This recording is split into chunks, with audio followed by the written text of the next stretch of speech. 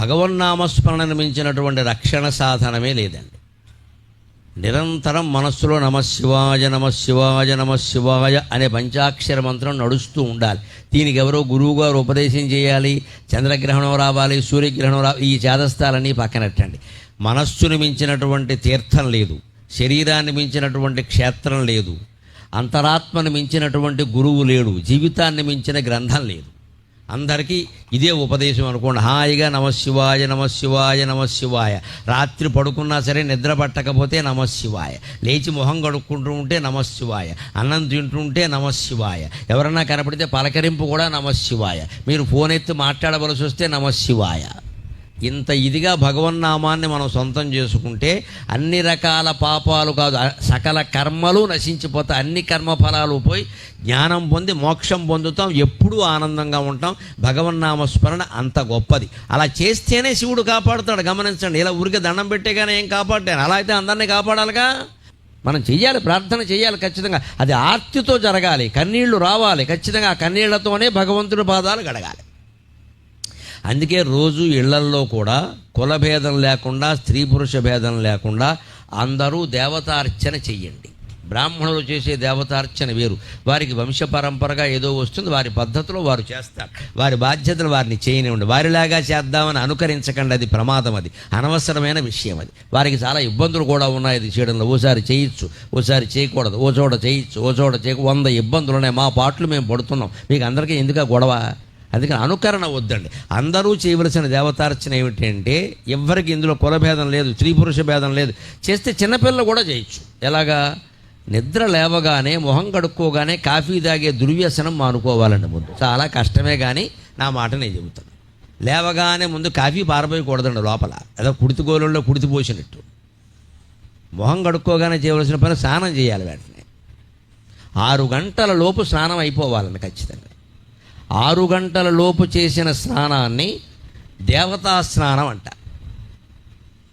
6 నుంచి 7 లోపల నువ్వు స్నానం చేస్తే దాన్ని మనుష్య స్నానం అంటారు శాస్త్రంలో. 7 దాటాక స్నానం ఉందే, నువ్వు చేసిన ఒకటే, మర్నాడు చేసిన ఒకటే. దాన్ని బట్టి ఎప్పుడు చేయాలో ఆలోచించుకోండి. ఇది శాస్త్రం, దీనికి తిరుగులేదు, దీనికే పక్షపాతాలు ఉండవు. 6 గంటల లోపు ఆడ మగ అంతా అయిపోవలసిన, వీలైతే పిల్లలకు కూడా. ముందు ఇంట్లో భార్యాభర్త చేసేయాలి. అత్తమామ ఎలాగో చేస్తారమ్మా, వాళ్ళ పాత్రం వాళ్ళకి మనం చెప్పక్కలా, కొత్త వాళ్ళకి చెప్పాల్సి వస్తుంది. వేడ 9 అయినా 10 అయినా అదే గుడ్డమ్మ, ఆలోచించండి. ఆ స్నానం చేయరా, ఏమీ లేదా. ముక్కోటి ఏకాదశి రాగానే మాత్రం గొళ్ళమే పడిపోతారు. రేపు పొద్దున్న చూసుకోండి మొత్తం. మళ్ళీ మర్నాడు వార్తలు చూడండి, తొక్కిసలాట్లో 4 మృతి. ఎందుకు వస్తున్నాయండి ఇవన్నీ?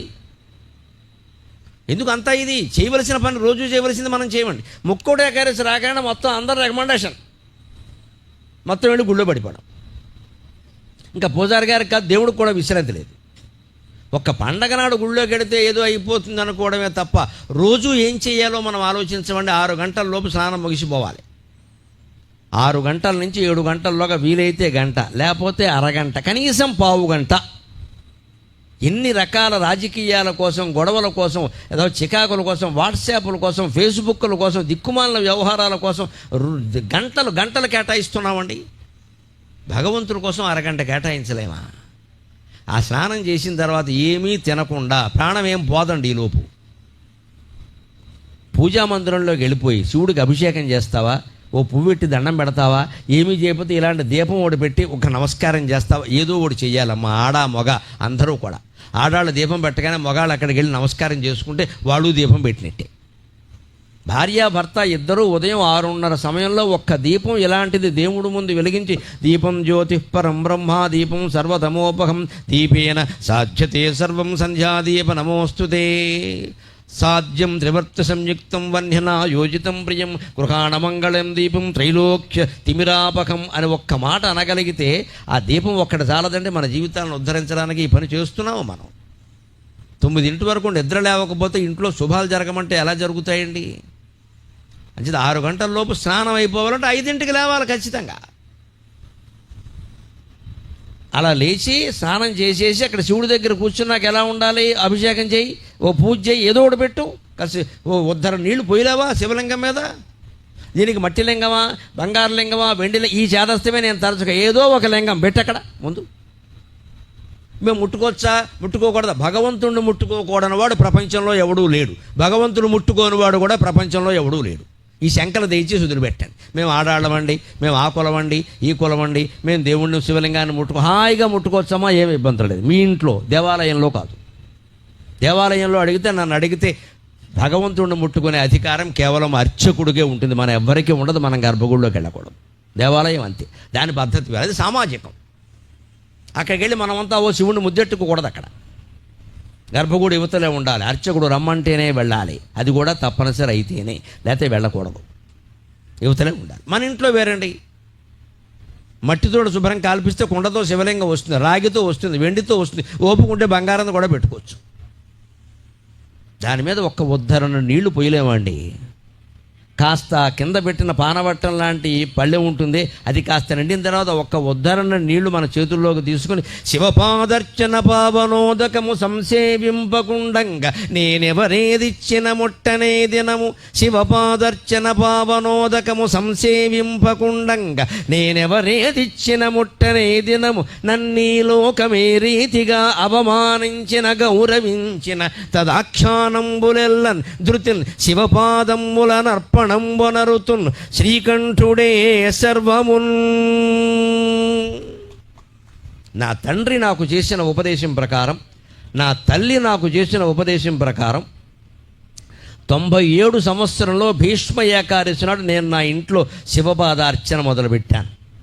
మట్టితో చేసి కాల్చిన శివలింగం హాయిగా ఉండొచ్చు, ఇప్పటికీ మా ఇంట్లో ఉంది. మాకు సకల శుభాలు జరుగుతున్నాయి. ఇది కొండ గదండి, అది బండ గదండి, ఈ దరిద్రపు శంకలన్నీ వదిలిపెట్టాను.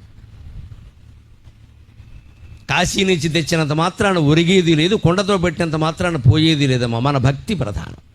మనకు అసలు ముందు దేవుణ్ణి అర్చించడం అనేసరికి అనుమానాలు ఎక్కువ, అభిమానం కంటే. ఇలా చేయించా, అలా చేయించా, మేం చేయించా, అన్నీ గొడవలే. ఇంకా అసలు మనం పనికిరాని వాళ్ళమని మనకే ఒక అభిప్రాయం. ఇంకా ఏ శాస్త్రం మనని కాపాడలేదండి. శాస్త్రాలు చాలా స్పష్టంగా ఏం చెబుతున్నాయంటే, నువ్వు బంగారంతో పెట్టావా, వెండితో పెట్టావా, రాగితో పెట్టావా, మట్టితో పెట్టావా, మాకు అనవసరమైన విషయం అయ్యా. నీ మనస్సు ఎక్కడ పెట్టావా, అది ముఖ్యం, అది ముఖ్యం. మన మనస్సు అక్కడ లేనప్పుడు, ఇంత సభ జరుగుతూ ఉంటే మనం ఫోన్కి ఎలుగుతూ ఉన్నాం అనుకోండి, సభలో ఉండే ఉపయోగం ఏం లేదు. ఆ బయట ఉండే బండరా ఎంతో మనము అంతే. ఇక్కడ వినాలి అంటే ఫోన్ తీయకూడదు బయటికి, అసలు లేదు, బయటికి వెళ్ళిపోవాలి, ఒకటే లెక్క. దృష్టి దాని మీద ఉండి ఇక్కడ కూర్చుని ఊరికే ఇక్కడ కూర్చుంటే పుణ్యం వస్తుంది. ఈ పుణ్యాల కోసం వచ్చేవాళ్ళు ఎవరు రాకండి. నా ప్రవచనం చైతన్యం కోసం, పుణ్యం కోసం కాదు. మీ కాళ్ళ మీద మీరు నిలబడ్డానికి నా ప్రవచనం, కానీ నా కాళ్ళ మీద పడ్డం కోసం కాదండి. మీ కాళ్ళ మీద మీరు నిలబడాలి. మళ్ళీ ఏ సమస్య లేనంత ధైర్యాన్ని మాకు ఇచ్చారండి అని ఇక్కడ వాళ్ళు నాకు చెప్పాలి, ఇక్కడ వాళ్ళు నాకు చెప్పాలి. అది నాకు మనశ్శాంతి. పూర్తి దృష్టి దాని మీద ఉండాలి, భగవంతుని మీద ఉండాలి, అంతే లెక్క. అలా ఉంటే ఎలా ఉంటుంది? ఆ 97 భీష్మ ఏకాదశి నాడు నేను ఆర్థికమైన ఇబ్బందుల్లో ఉన్నప్పుడు దేవతార్చన చేద్దామన్న తల్లిదండ్రుల ఉపదేశం ప్రకారమే మొదలుపెట్టా. ఆ రోజు నుంచి ఈ రోజు వరకు మళ్ళీ నాకు ఆర్థికమైన కానీ మానసికమైన కానీ ఇబ్బందులు నాకు తెలియవండి. పరమేశ్వరుడు దయ వల్ల. గర్వంతో చెప్పలేదు, మీకు నమ్మకం కలగడం కోసం చెబుతున్నా, మీకు నమ్మకం కలగడం కోసం చెబుతున్నా. పరమేశ్వరుణ్ణి ఆశ్రయించండి, పక్కింటి వాడిని పైవాడిని ఆశ్రయించకండి. ఆయన మొత్తం అంతటా వ్యాపించినటువంటి శక్తి. ఆ బాధ ఏదో ఆయనకే చెబుదామమ్మా, బంధువులకి మిత్రులకి చెప్పుకుంటూ ఏముంటుందండి? ఇంకాస్త ప్రచారం చేస్తారు. వాడు అప్పులు బాలయ్యట, ఎందుకావడో చేడు చేయకుండా పనులన్నీ చేశాడు. ఈ సాగతే దేనికి వచ్చిన గొడవ ఇది? మన ఆర్థిక బాధలు సహా, మానసిక బాధలు సహా బంధువులకు కానీ మిత్రులకు కానీ ఎవ్వరికి చెప్పొద్దండి. చెప్పవలసింది భగవంతుడు ఒక్కడికే. ఇంట్లో పూజా మందిరం చాలు. లేదు ఇంకా కొంచెం గట్టిగా నమ్మకం కావాలంటే ఏ గుళ్ళోకైనా వెళ్ళండి, అక్కడ దేవుడి దగ్గర నుంచి మొత్తుకోండి హాయిగా. 24 గంటల్లో సమాధానం దొరుకుతుందంటే నేను అనుభవించి చెబుతున్నా. ఆ వేళ నాకు అనిపించింది, ఈ శివపాదాలకు అభిషేకం చేసి శివలింగానికి ఆ ఉద్ధరణ నీళ్లు ఇలా తీసుకుని ఇలా నోట్లో స్వీకరిస్తూ ఉంటే ఆచమనం చేసినట్టుగా శివపాదర్చన పావనోదకము సంసేవింపకుండంగా నేనెవరేదిచ్చిన ముట్టనే దినము. ఆ రోజు నుంచి ఈ రోజు వరకు పొద్దున్న ఆ భగవత్పాదోదకము సేవించకుండా నేను కాఫీ కూడా తాగను, నేను టిఫిన్ కూడా తినను. 8:30కి నా అల్పాహారం కానీ కాఫీ కానీ.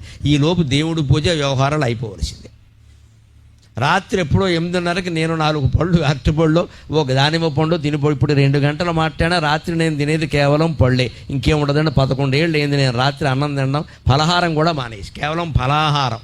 ఓ చిన్న అరటిపళ్ళు, గుళ్ళో ఉండే అరటిపళ్ళు 4 అరటిపళ్ళు, లేదా ఓ దానిమ్మ పండు, లేదా ఓ యాపిల్ పండు, ఏదో అంతే తిని పడుకోవడమే. బాగానే ఉన్నామండి, ఆరోగ్యంగానే ఉన్నాం, బ్రహ్మాండంగా పద్యాలు పడుతున్నాం.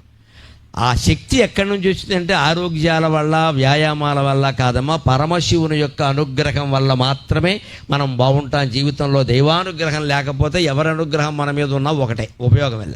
దైవానుగ్రహం ఒక్కటి ఉంటే ఇంకెవరూ మన అనుగ్రహించకపోయినా మనకు వచ్చే నష్టం లేదు. ఎవరేది ఇచ్చిన ముట్టనే దినము. ఆ రోజు ఎప్పుడో 97 భీష్మేకాదశి నాడు మనస్సులో అనుకున్న ఈ అభిషేకానికి మనం కొన్ని ఏళ్లుగా అలవాటు పడ్డాం. అప్పటికే ఉంది కదా పూర్వం నుంచి అలవాటు పడ్డాం. ఇక నుంచి ఇది పూర్తి కాకుండా కాఫీ తాగొద్దు, టిఫిన్ చేయొద్దు, ఏమి పని ఉండని, ఏం చేయని. అవసరమైతే 7ంటికే కాఫీ తాగి బయలుదేరాల్సిన పరిస్థితి ఉంటే 4ంటికే లేద్దాం, చేసేది ఏదో చేసేసుకుందాం, బయలుదేరాం. ఆ నియమం ఎప్పుడూ లేకపోతే నిష్ట కుదరదండి. మనకి నియమ నిష్టలు అంటారు, గమనించండి. ఆచారాలు నియమం ఉండాలి. నియమం ఎందుకంటే నిష్ట బాగుండాలి. భగవంతుడి మీద మనస్సు లగ్నం కావాలంటే నీకు నియమం ఉండాలి. పొద్దునే స్నానం చేయి, ఉతికిన బట్టలు కట్టుకో, ఓ చోట కూర్చో అని ఎందుకు చెబుతారు? సోఫాలో కూర్చుని కాళ్ళు అడ్డంగా పెట్టి ఫోన్ మాట్లాడుతూ దైవస్మరణ చేయలేం కదండి, సాధ్యం కాదు కదా. నియమం లేకపోతే నిష్ట కుదరదు. అదే స్నానం చేసాం అనుకోండి, ఉతికిన బట్టలు కట్టుకున్నాం అనుకోండి, మన ఇంట్లోనే ఓ మూల ఎక్కడో మనకి వీలైన చోట కూర్చున్నాం అనుకోండి, మనస్సు హాయిగా లగ్నం అవుతుంది. 100 పనులు చేస్తూ మనస్సు లగ్నం అవ్వాలంటే ఎలా అవుతుందండి? అప్పుడు ఎంత ధైర్యం వస్తుందంటే, ఎవరేది ఇచ్చిన ముట్టనే దినము నన్నీ లోకం ఏ రీతిగా అవమానించిన గౌరవించిన తదాఖ్యానంబులెల్లన్ శివపాదముల నర్పణం వనరుతున్. ఎవరు నన్ను అవమానించినా సరే, గౌరవించినా సరే, శివార్పణం, శివార్పణం, శివార్పణం. మీరు ఇందాక దండ వేశారు, శివార్పణం. ఎవడికో మన ప్రవచనం నచ్చలేదు, చెప్పావులేవయ్యా అన్నాడు, శివార్పణం. వాడి సంగతి శివుడు చూసుకుంటాడు, నాకు అనవసరం.